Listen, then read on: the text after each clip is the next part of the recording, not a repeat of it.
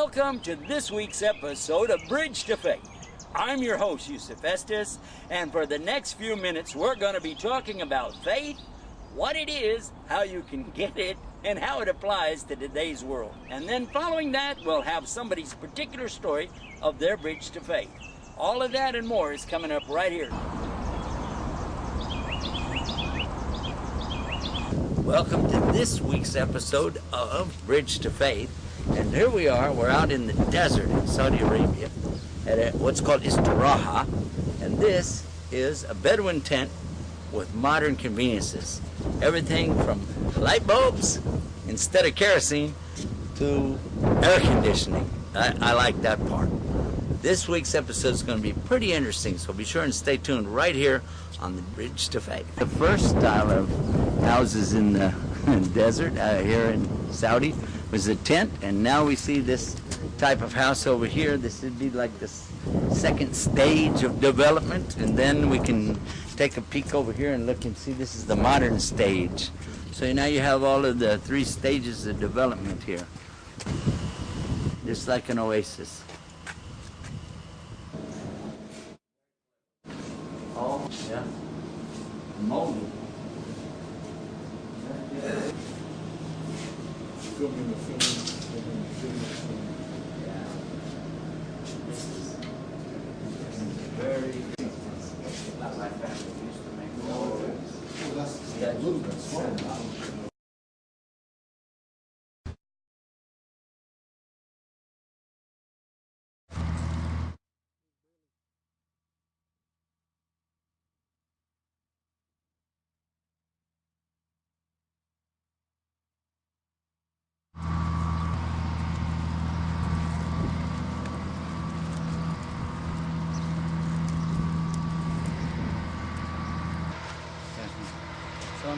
Show him the teeth.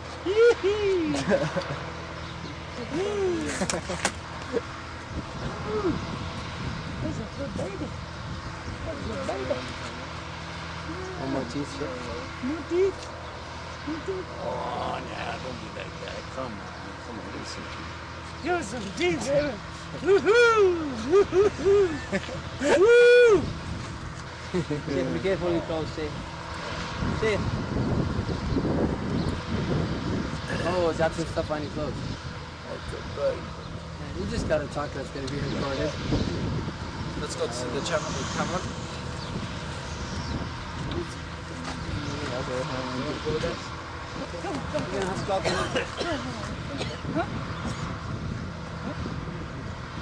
You jump on this back. Not me.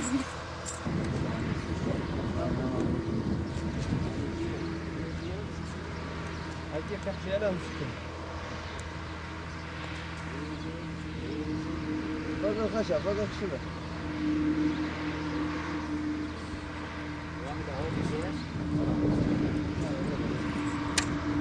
أنا طحن. أصبر حسين حسين. الله أكبر.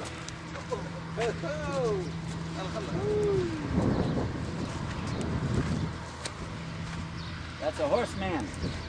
Faras. No, Faras. I thought your name was Hussein. Now we find you are Faras. Faras Hussein.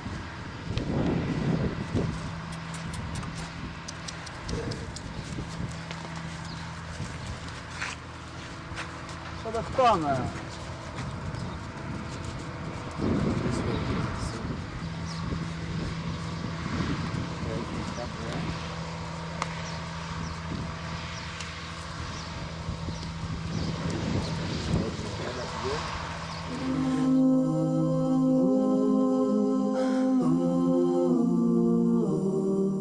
All I want to talk about in this session that we're having now is this beautiful subject of proof. What is the proof? And so we look to other things for proof too. Now I want to mention something to you about some other prophets, because our subject only being proof, so it doesn't really matter which prophet we talk about. But I grew up as a Christian, and I knew a lot about Jesus. Peace be upon him. Well, I know that some Christians, they pray to Jesus, but I ask them a question. why do you pray to Jesus? They said, because this is a miracle birth. Look, the miracle birth. Look at that. I said, well, did you pray to Eve? It's a bigger miracle. A bone turning into a lady. But you don't pray to her. They said, no. I said, what about Adam? Adam's made from clay, yeah? But you don't pray to him, do you? They said, no. So just because of the miracle birth doesn't qualify the person to be prayed to, does it? So what we want to be careful now, when we're looking through the proof and we understand, yes, the one who's here represents who he says he represents. But at the same time, we don't say he is God. Let's back up now, and I want you to think again. Let's go back to the telephone company guy at the door. Remember him? Okay. I'm the phone guy. Here's my card. Okay, proved who he is. Oh, my God, he's a telephone.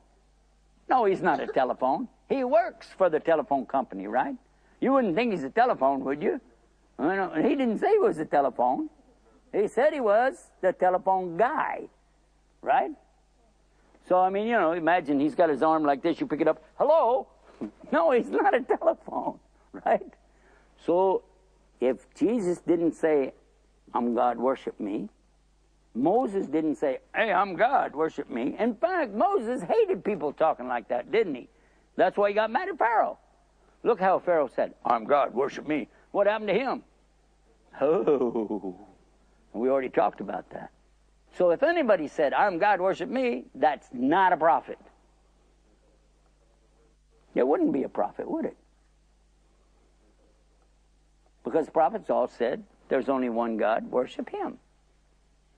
So it helps us to understand some of what's called the proof or the miracles or the signs of the prophets. But the thing I want you to think about here is the proofs that prophets bring. First, they have the same message. They confirm what other prophets have said. They said, yes, Adam, first prophet is who? Adam. In all languages, we found that out.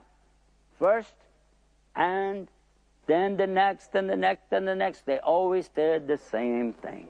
Even Muhammad, peace be upon him, said the same thing. Now it made me think, hold on a second, let me go back again. And I went back to the books again, and I looked, and right there. The first commandment I found in the Bible, they have what they call 10 of the commandments. It said, thou shalt not have other gods beside God. La ilaha illallah. I said, oh my God, look at that. The second commandment said, don't make any statues, don't make any images of God. I said, whoa, that's Islam. We don't make any images of God, do we? No. The third commandment I have is another amazing thing. Don't use God's names in a bad way. Don't say God's name in a vain way, bad, you know. Don't do that. Muslims don't do that. Do we? We do mistakes. We make a lot of sins sometimes, you know. We don't do that. Amazing. Then I got to thinking, let me look through some more scripture. And I found it again in another book, same way. No God except God. In another book, no God except God. Another book in the Bible, no God except God. And another, and another, and another. And then I got into the part where it's about Jesus called the New Testament. I was in there, and I found really nice. Somebody asked him, tell us, what is the greatest commandment of all? I asked Jesus, what's the greatest commandment? This is in their book. And I said, look what he said. The greatest commandment is to know, O Israel, the Lord your God is one God. And you have to worship him with all your heart and all your mind and all your soul. All your strength, everything is for who? For Allah. Allah. Now, does that make sense? Yes, it does. Does that make sense to Christians? I guess so. It's in their book. Does it make sense to the people before them, the children of Israel? It's in their book. So we're finding that all of these scriptures, books, say the same thing. So now we have another kind of proof, the books, because the books agree. Of course, as we mentioned about the Quran, it's a very special book that we could talk about forever.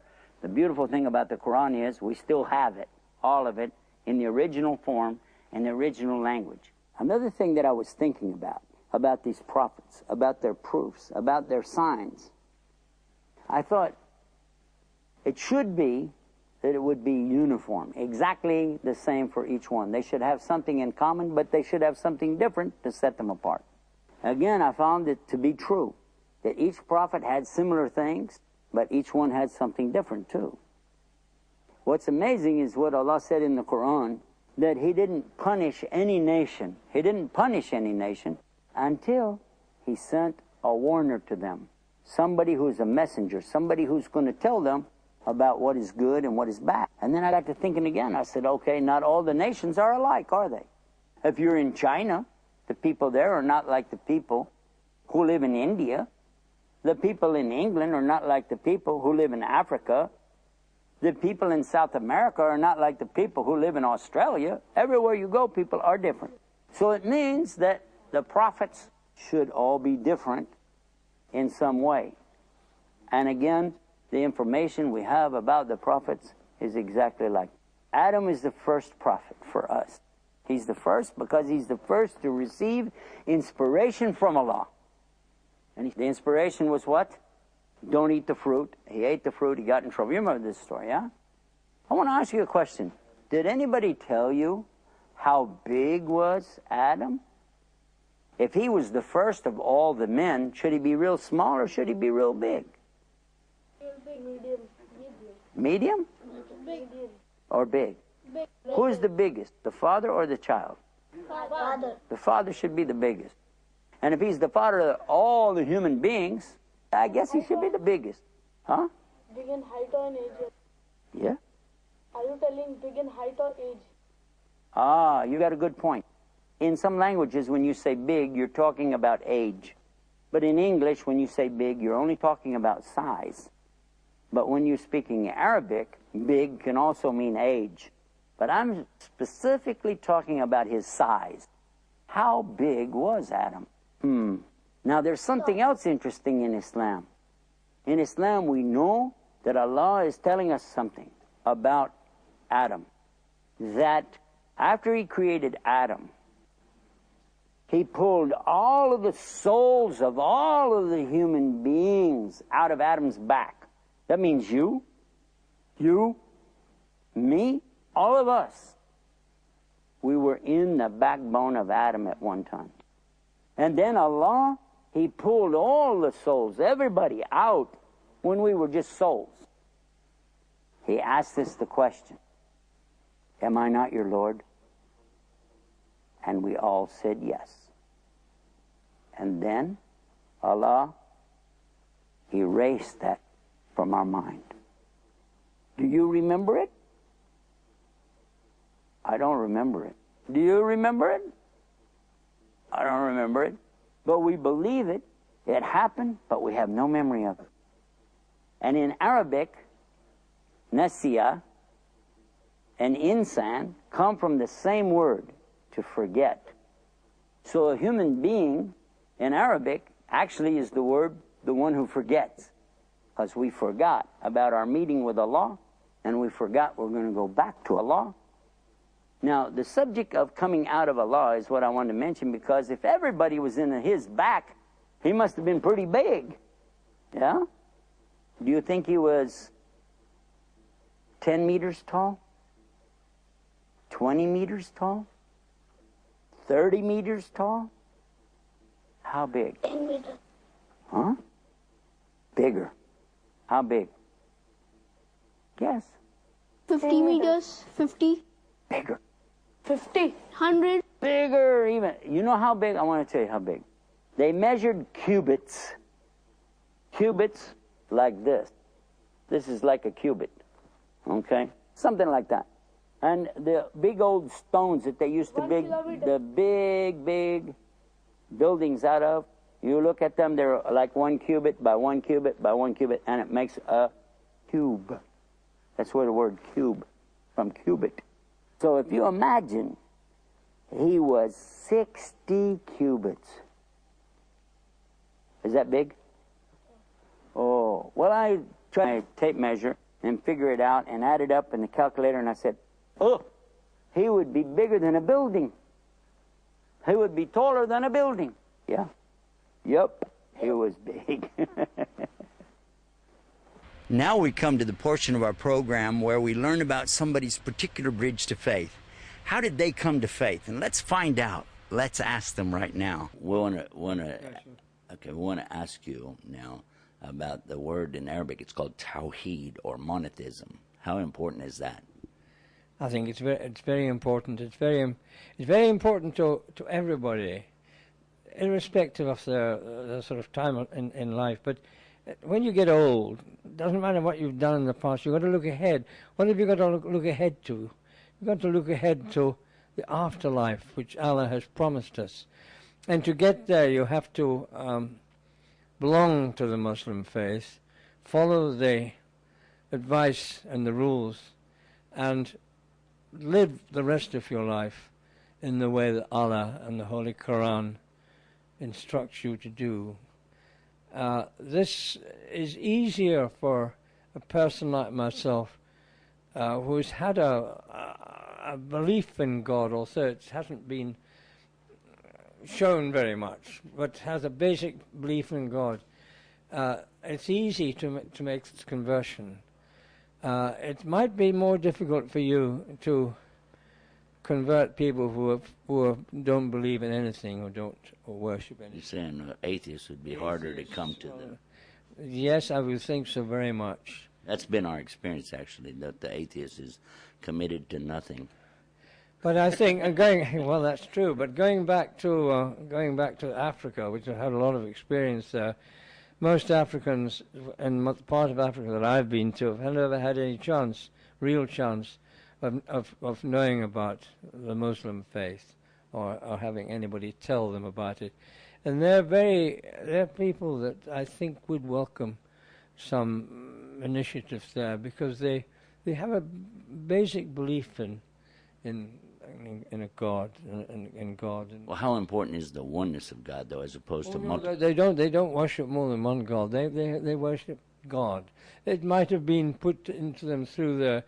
I don't know enough about religion to know whether there's a basic thing. Yes, I think they have this basic thing. They don't worship a multitude of gods or anything like that. And the Christians, of course, have beaten you to it in that part of the world, and have given them a basic belief. You know, they. So I think that there are places in this world which is ripe for conversions, if you can find them. Your great difficulty is going to be dealing with showing the faith and getting people to convert and believe in Allah. The younger people in the secular society we have now. I mean, there's so many distractions, and to keep them away from that sort of thing. The secular control, or the well, I mean, the way people behave. I can only speak for Britain. I imagine America's the same, but the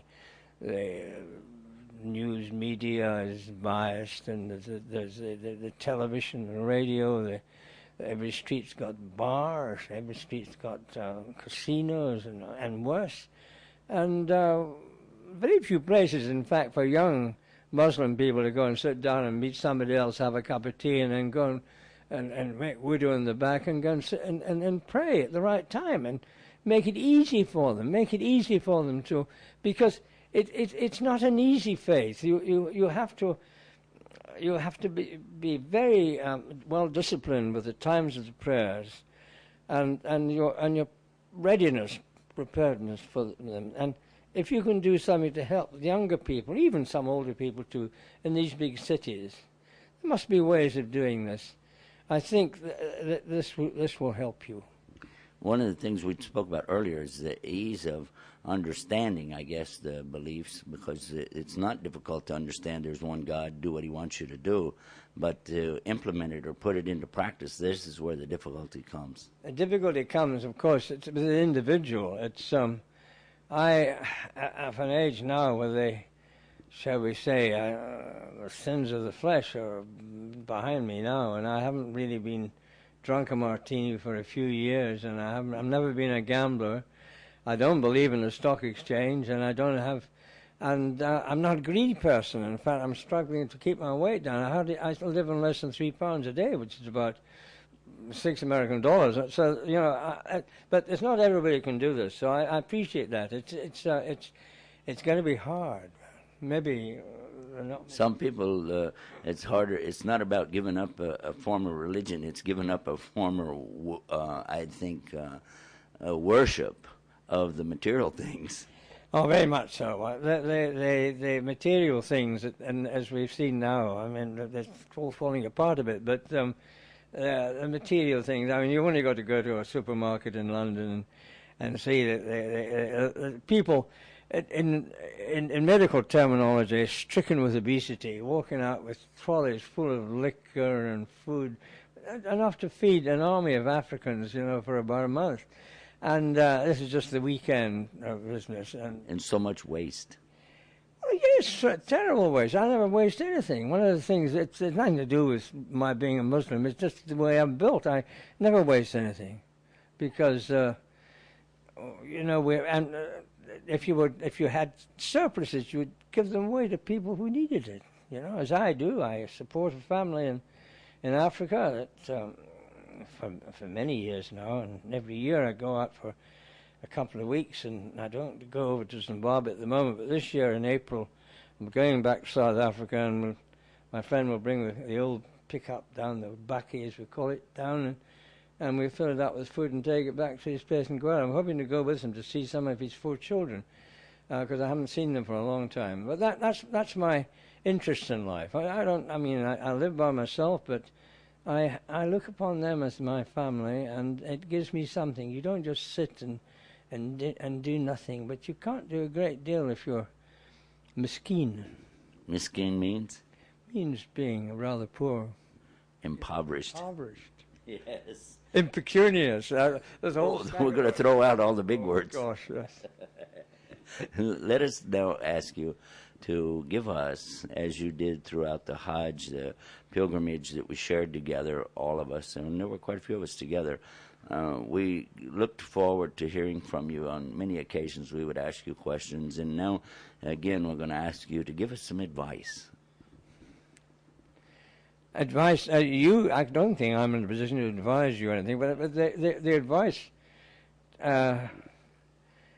it's difficult to give advice to people who have done so much and are doing so much. It's the great thing is to have the belief, the great belief in what you're doing is right, and you might have to concentrate on certain communities. Maybe not bite off too much more than you can chew at any one time. I don't know. It's difficult. In your programs, it might be better if you concentrated in one place. And I know you can't always do this because you're roaming around and you use this camera. You see, something completely new to me. I was used to sending messages with a messenger and a forked stick in Africa, and with no electric light. And this is completely new to me. So my giving you advice is really. How about advice for our general audience then? Let's give them some advice. What should they do? Well, I'm not very sure what audience we've got here. Just the world at large. I would say, take a look at yourselves. Are you leading a good life? Do you feel that you're leading life? Do you feel that you're committing sin? It's not sins that have been written down or told you, but something in your heart, in your body. Are you doing something you think is wrong? Do you not think you could possibly do things better? Maybe not be so greedy. Maybe help other people. Maybe pay more attention to God, Allah. If you do that, realize that He's there looking after you. And not only that, He's there to care for you when you leave, depart from this life. It's very important. And all the rules are laid down. Think about Him. Come to Him. And the best, when you decide that it's time something will come, go to your local masjid, mosque, or Islamic center. Find someone that you can talk to, and if your own cultural background is better, to find someone like yourself that they can help you answer the many questions you have. And I tell you that you will feel a lot better, feel a great deal better when you've accomplished this and come to terms with Allah, and certainly with all the people in the last years of your life. And if you're a young person, it goes for that as well. But and if you're younger, the more advice you need from people much more experienced. And I have no experience. I only became a Muslim in the 10th of June this year, so I'm unable to instruct you all that well.